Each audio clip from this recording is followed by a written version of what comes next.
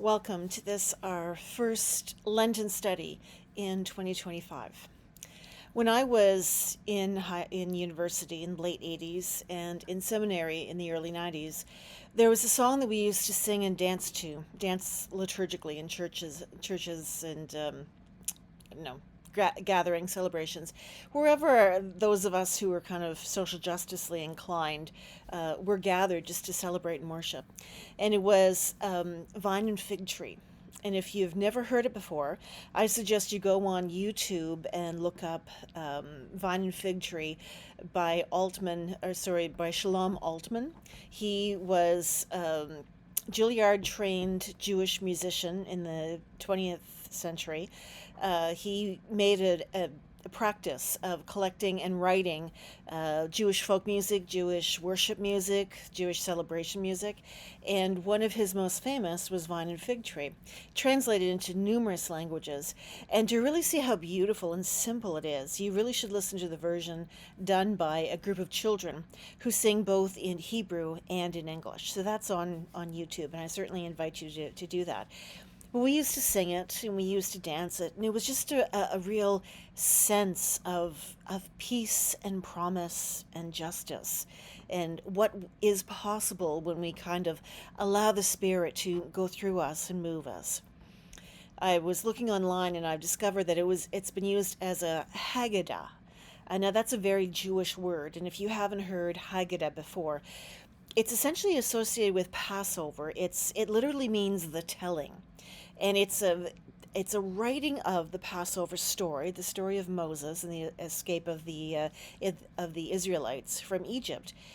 But it's not the way we do Easter, for instance, where we have a standard story and we just choose the gospel and keep on going.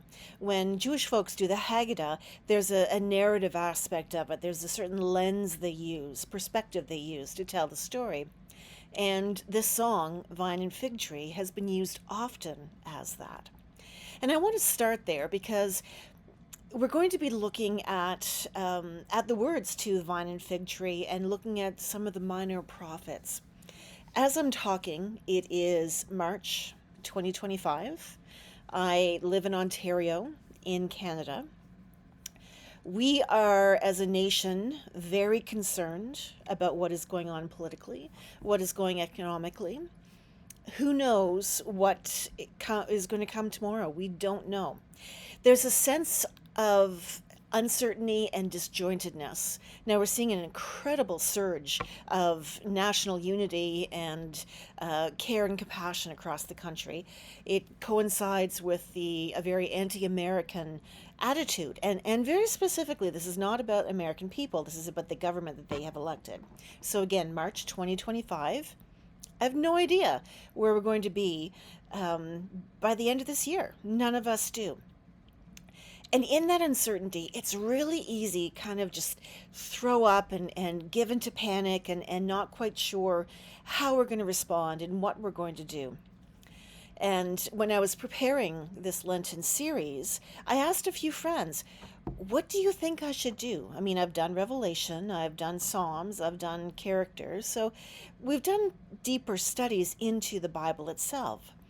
And a friend of mine very clearly said, what we need now is to look at Scripture and find our place, find our hope, find examples telling us how to respond in this time of crisis. When we need a time of crisis to relate to, nothing is better than what we find in the Hebrew Scriptures of the Bible.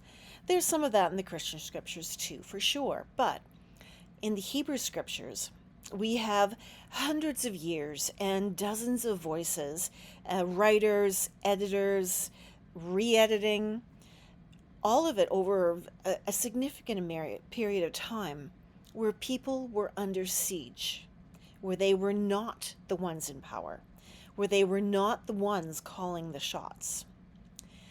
That's where we are now, and not just Canadians. There's people around the world as we're seeing the rise of fascism and the control of the narrative and governments choosing not to respond to the law of the land In particular, right now, the American government and the Russian government, and we're concerned about the Chinese government. And if you do that kind of triangle in geography, Canada's right in the middle of that. So there's a reason for us to be quite nervous, quite concerned about what comes next. I want to turn to three prophets, actually: um, Joel, Amos, and Micah. Now, in their writings, scholars like me and people who are much smarter and much more dedicated and skilled and long learned than I am look at how it's being written and what the words they use, what the reference there is. And the best anybody can tell about these three minor prophets, which we don't really hear a lot about, with the exception of the occasional passage being brought up or read through the Gospels, is that they were probably writing at the end of the Assyrians, maybe with the Babylonians going on, most likely probably once the Persians had released everybody from Babylon and they had returned to the land. So when we're reading these prophets, do not read them as predicting the future. They are not predicting anything. What they are doing is recounting. They are telling the story generations later. So they're not even historians. They're not looking at things that they personally have experienced. Or they might have, or they might have been parts of them that they'd experienced or their families have experienced. You have to remember, with the Hebrew Bible, we're talking about a written tradition that uses oral traditions that are so much older, but they're people who are telling the story of the victimhood, really, of the Hebrew people. And when we look at that victimhood, there are two basic questions that come out. First, the question that was asked of the north. These are the famous 10 tribes that are lost. This was the area that became Galilee. So in the north, down to the bottom of Assyria, not quite into the land of traditional Judah, where Jerusalem is. But when the Assyrians came in, they came and took everybody off the land, intermingled them. They didn't slaughter them, although there was war, of course, but they didn't slaughter them. But they moved them. They basically destroyed communities so there'd be no hub of Hebrew identity within Assyria. Everybody was to be assimilated as part of a whole. But the culture that they understood would have been lost, hence the lost 10 tribes. They didn't physically go anywhere, they just intermarried, intermingled. But the level of fear and tension in that came up with a certain question. And the question was, what did we do to displease God? What did we do to anger God? So much of the writing of that period in time is trying to answer that question. The other question that the Hebrew scriptures deal with is actually the question that came out of the Babylonian exile a few hundred years later, where just the rich and the priestly class were taken off the land by the Babylonians, and they took everybody to Babylon and kept them in a small community. And that's where we see the priestly class, and that's where we have a development of the Hebrew written culture, written tradition that we understand today. That's where we get the story of Moses. We've been through this before, we'll be through it again. And their question, their fundamental focus was, why are we the chosen people? Why doesn't God choose someone else? So two very, very different things. One is, what did we do wrong? And the other one was, why did God choose us? So when we're looking at the minor prophets, you can start to see these threads go through. And you can see references to Moses, which would have happened after the Babylonian exile. And you can see questions like, what did we do to get to this point? Which is going to be part of the Assyrian exile. It's all kind of intermingled. But the whole thing was that both questions were asked by a people who were subjugated by foreign powers, by foreign governments. They were, in many ways, powerless. And as we saw when we looked at the study of the Psalms last year, when a people are powerless, they start to accredit their divinity, their divine presence, their god or gods, with the power to bring out justice from their perspective. And they're not the least bit concerned that the people they dub as enemy are taking care of it all. There's no mutuality in this. People under siege cannot afford to have that level of mutuality. It was just not part of the culture that had developed. That's a very 20th, 21st century sensibility. Didn't exist prior to that, really. I mean, sporadically, obviously, but as a cultural response, it just wasn't there. So when we're reading these prophets, the first thing we have to remember is these are not people who have their political freedom. These are not people who are independent. And these are not people who are experiencing this level of oppression firsthand. All of that is very, very important as we delve into some of the highlights of those scriptures. When they are looking at what did we do wrong, it's a huge question. And there's certain behaviors that come up that we can relate to the world today. And that's when my friend was asking me, what do we do looking to scripture to see what we can do, what we can respond, how do people of faith traditionally respond? The first thing we have to do in a world of chaos where everything is scattered and every news cycle is bringing a new announcement and, oh my heavens, what has happened today? We need to ground ourselves. We need to see where we are in history, where we are in culture, where we are in faith tradition, get our feet on the ground. Because the whole idea of chaos posting and responding is to keep people up in the air and shoveled and not knowing how to respond. So the first thing we have to do is land ourselves. And some of the issues we see rising today are very much the issues that they would have seen in biblical times. So Joel and Amos and Micah are looking at some basic behaviors as the reason God has turned on them. Remember, this is the first of the Assyrian exile question. What have we done to upset God? And there's some basic themes that we can very much see in our culture today. Sexual perversion, sexual immorality. Now, I want to be really clear about this. This is exploitation. This is rape. This is incest. This is abuse. This is not abortion. This is not queer identity.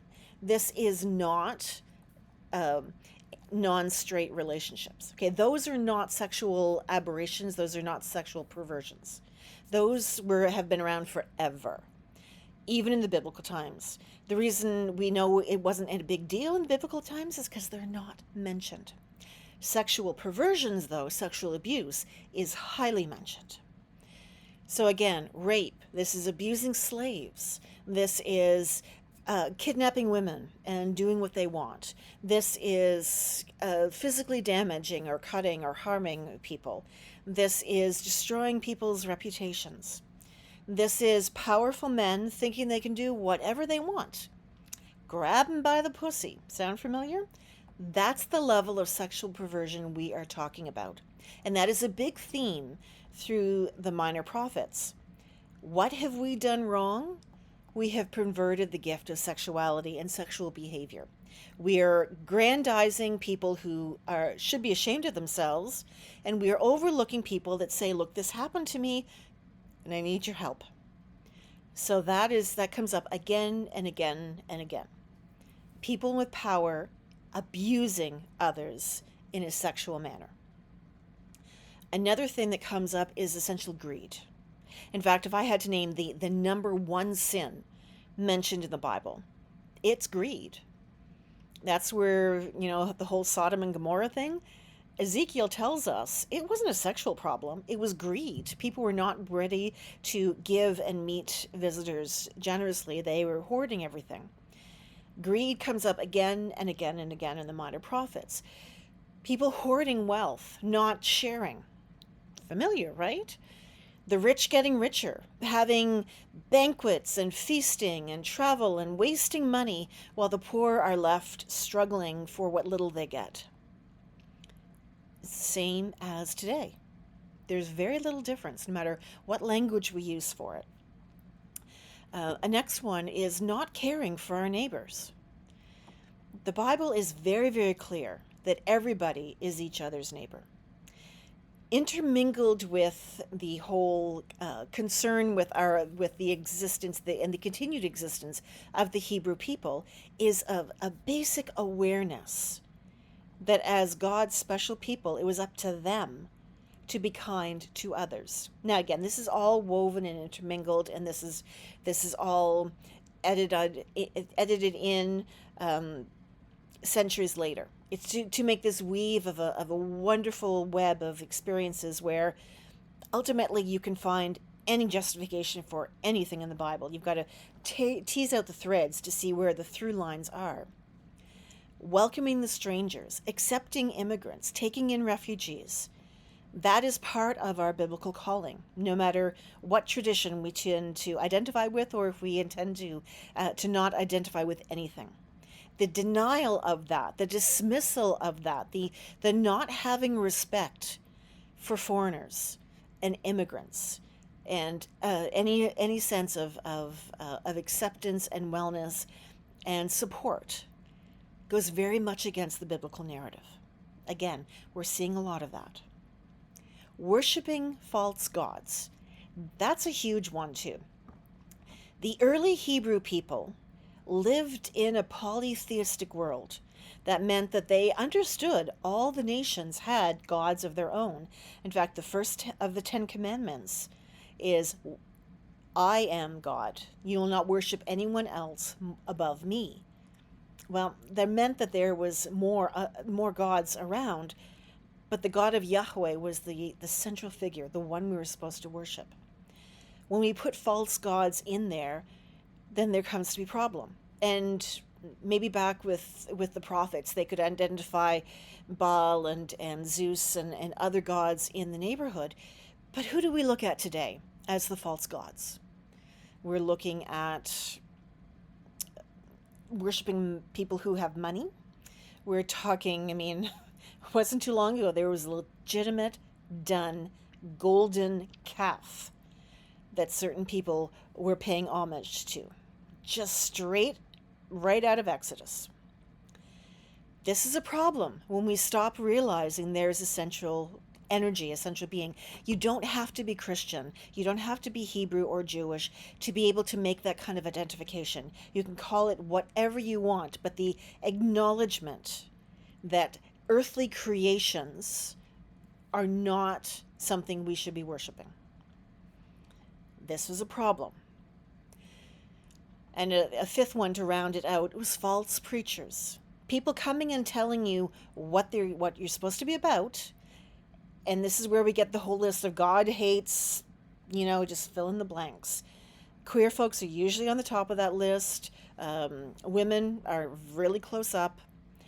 These are not things that God hates or God has ever hated. In fact, throughout the Bible, we see countless examples of women in leadership. And there is absolutely zero claim about anybody who is queer being a problem. So when the earthly values of people who want your money are shown, that's false.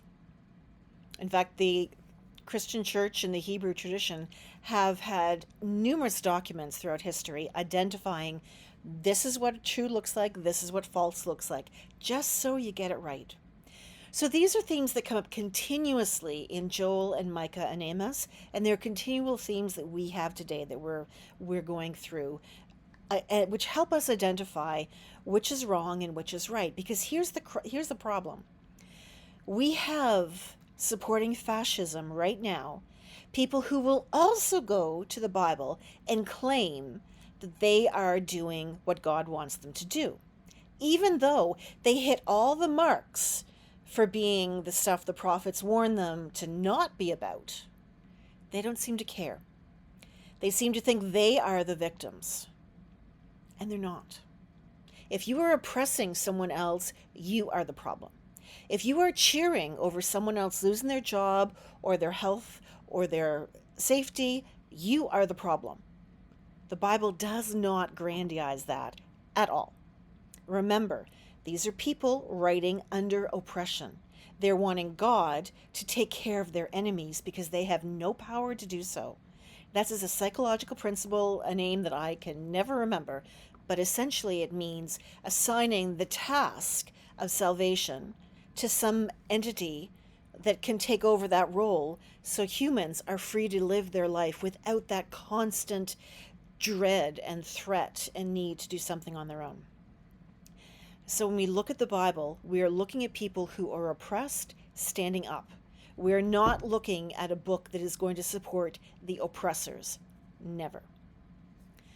So we have a few things then that respond to it. And this is the part where we can look at them and say, you know what, they weren't really writing history.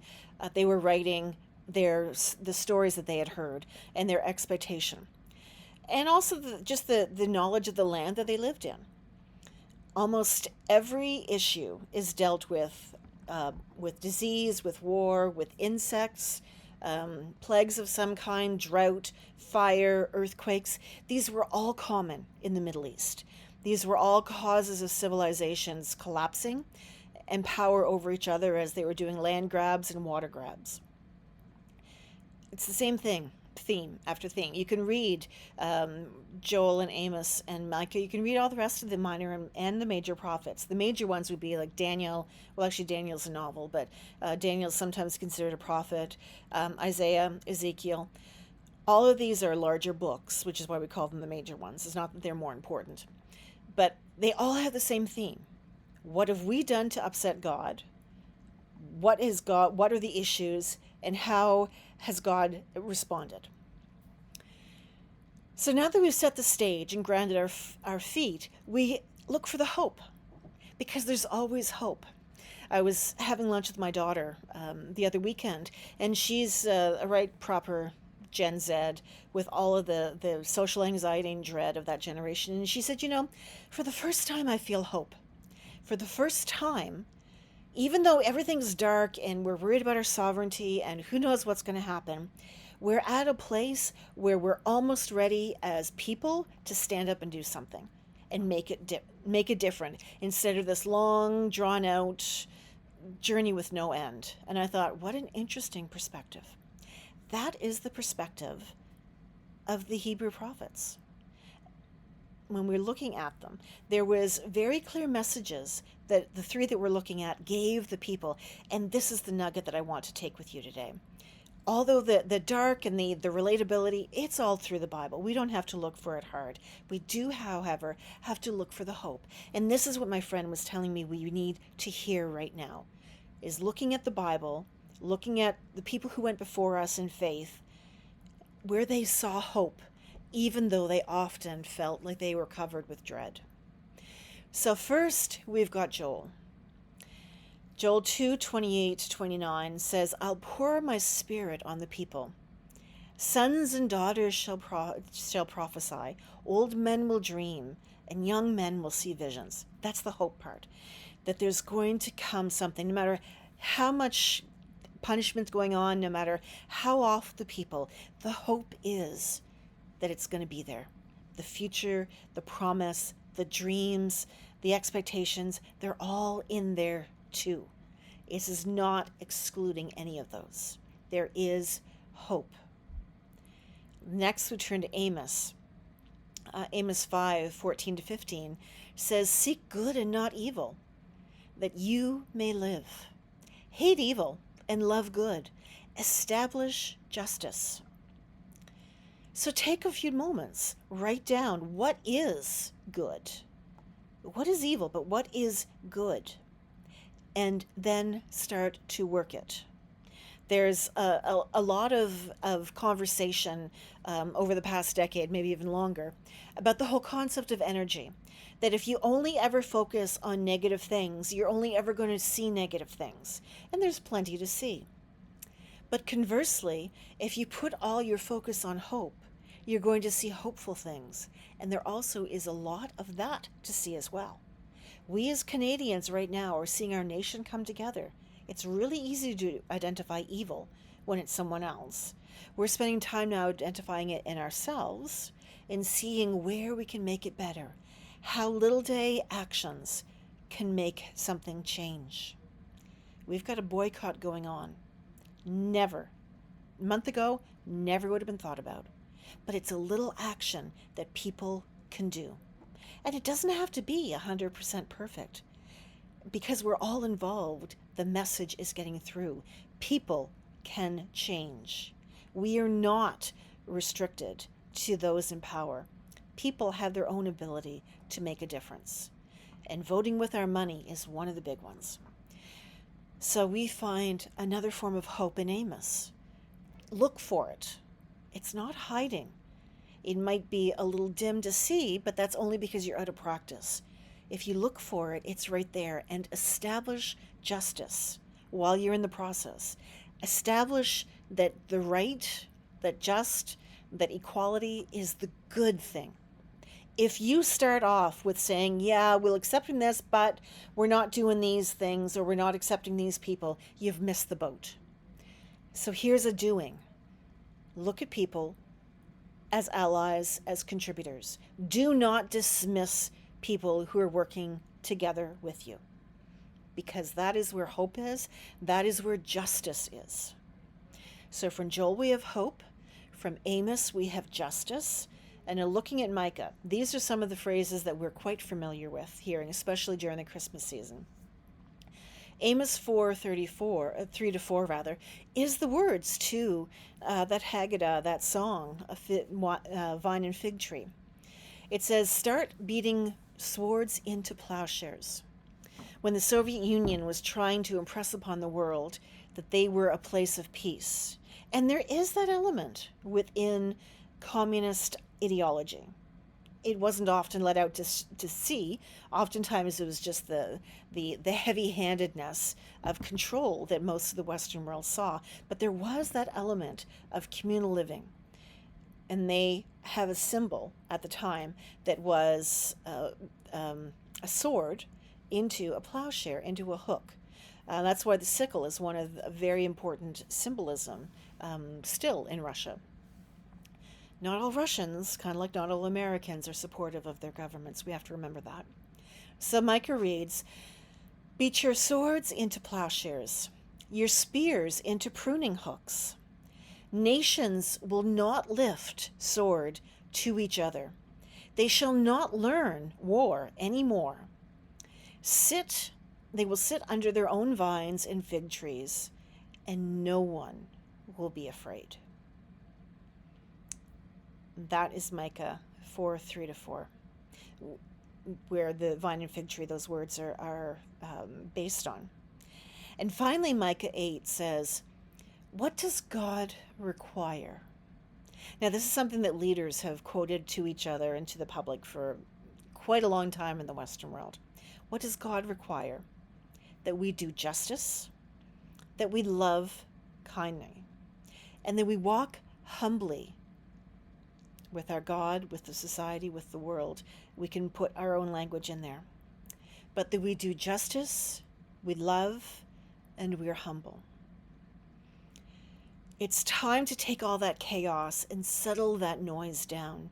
Ground ourselves, knowing that this is not the first time this experience has happened.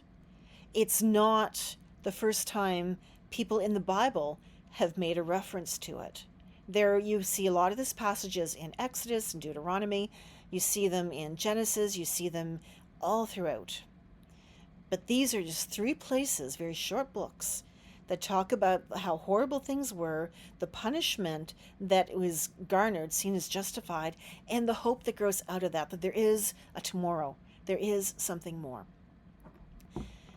This is how we're going to proceed with the Lenten series, as we look at ways to make changes, to feel that power in a world where chaos seems to take power away from us, to just have that sense of our place within the growing justice that we demand, that we see around us.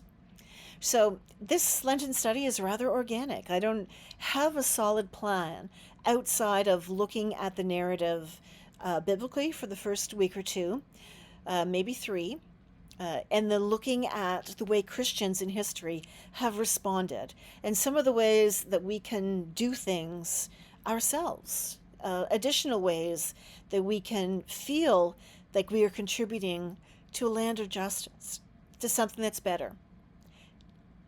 It's interesting, the era of superheroes, even in entertainment, is kind of waning. It's going away. We're past the time where we're waiting for something to come in and save us. Now it's time for us to save ourselves.